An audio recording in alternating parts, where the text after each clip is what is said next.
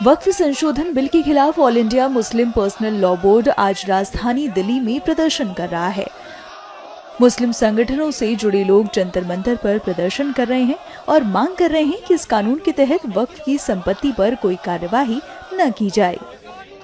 हमारी बहुत सख्त नाराजगी है इस पर और हम मोदी सरकार से इस पर बहुत ज़्यादा नाराज़ हैं, क्योंकि ये जो संपत्ति है, ये संपत्ति जो है ये मुसलमानों की संपत्ति है और मुसलमान इसे किसी हद तक भी बर्दाश्त नहीं करेगा कि ये जो है संशोधन लाया जाए। ये वक्फी ज़मीन है और ये ज़मीन अल्लाह के लिए हमने कुर्बान कर दी है। मुसलमानों की ज़मीन है, इस पर मुसलमानों का अधिकार है। ये हमारा मजहबी मसला है।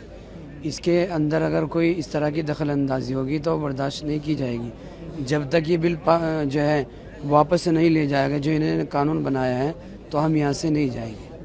ये जो बिल पास किया है इसे रद्द करवाना है। हाँ जी, क्या कुछ कमियां लग रही है इस बिल में आपको? बस ये जो ज़मीन है हमारी है, हमने इन ज़मीनों पे कोई वो नहीं चाहिए हमें कार्रवाई।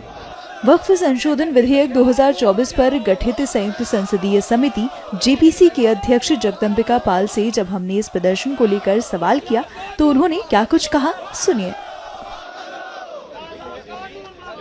ये केवल सियासी तौर से विरोध हो रहा है। अभी तो एक्ट भी नहीं आया। हमने अपनी रिपोर्ट 428 पेज की दी है, उसके आधार पे सरकार उसको अप्रूव करके सरकार उस पे अमेंडेड जो 44 संशोधन पहले थे, अब उसको जो हमने हमारी रिपोर्ट पे हमने 14 अमेंडमेंट्स किया, उसके आधार पे एक अमेंडेड बिल आएगा। उस बिल को पास होने के बाद इनको कोई बात कहनी चाहिए। इसका मतलब है कि बिल अभी आया भी नहीं, कानून बना भी नहीं।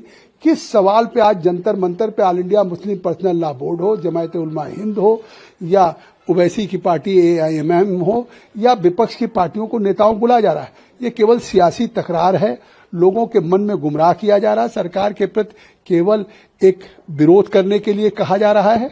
अन्यथा ये कानून जो सरकार लेकर के आई थी और जेपीसी को सुपुर्द हुआ था, वो एक बेहतरी के लिए।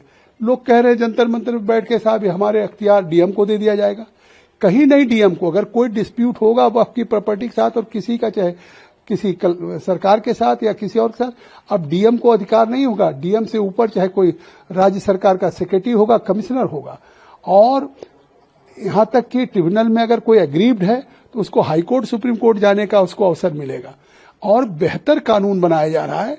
इसके बाद भी मुझे तो आश्चर्य है कि किसी एक सवाल को तो बता दें कि इस हमारी रिपोर्ट में उनके हितों पे कुठाराघात होगा या हमने ऐसा कोई प्राविधान किया है जिस पे वो सवाल उठा करके देश को गुमराह कर रहे हैं कि साहब मस्जिद और खानका कब्रिस्तान ये चली जाएंगी। ये केवल देश को झूठ फैलाना है।